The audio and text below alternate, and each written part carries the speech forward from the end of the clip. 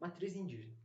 Pode ser entendida como as ações, noções da vida cotidiana e tudo aquilo que o ser humano faz, aprende, inventa ou transmite à sociedade. Contexto histórico. Haviam habitantes nativos do Brasil antes da chegada dos portugueses. Esses habitantes e suas comunidades foram chamados pelos europeus de indígenas, fazendo referência às Índias, local ao qual eles pensavam ter chegado. Os índios, habitantes das comunidades indígenas, possuíam 1.400 povos, aproximando-se de uma quantia de 3 a 5 milhões de indígenas até o ano de 1500, momento onde ocorreu o primeiro contato com o europeu. Quando pensamos no início da história do nosso país e sobre seus primeiros moradores, provavelmente o que vem à sua cabeça é Pedro Álvares Cabral e todos os passageiros das tão famosas caravelas. É muito importante que possamos olhar além do básico e lembrar que nossas verdadeiras raízes foram criadas por uma cultura que já ocupava o solo brasileiro muito antes da chegada dos portugueses.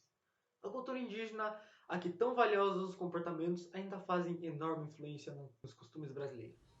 Na cultura material desses índios, destaca-se a arte plumária e de pintura corporal, já que eles não têm costumes de confeccionar tecidos para vestuário. Eles também são produtores de mandioca e beiju, também de milho, que utilizam para fazer a pamonha. Suas primeiras contribuições começaram quando os portugueses chegaram no Brasil. Mesmo com a maçante tentativa dos portugueses passar os costumes europeus para os índios, a cultura indígena prevaleceu forte aqui no Brasil. Em algumas regiões, muito forte, como no norte e no nordeste. Assim, herdamos da nossa cultura alguns costumes indígenas, como a nossa alimentação, também a cura por plantas e até alguns vocabulários, como catupiry, capivara e mingau. Alguns grupos indígenas que estão em expansão é a Ticuna, Guajajara, Guarani, Chavante, Mura, Saterê, Mauê. Os processos de colonização levou à extinção de muitas sociedades indígenas que viviam no território dominado, seja por meio de guerras ou seja em consequência do contágio de doenças trazidas de outros países, como a gripe, o sarampo e a varíola.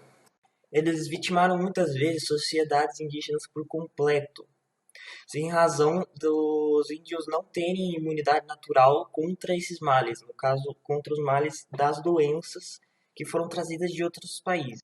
E sem querer enfrentar os portugueses na guerra e também não querendo conviver pacificamente, muitos indígenas resolveram fugir para o interior do território na tentativa de manter o modo de vida deles, mas apesar disso, muitos deles ainda continuaram lá aprisionados e foram transformados para conviver como escravos dos portugueses.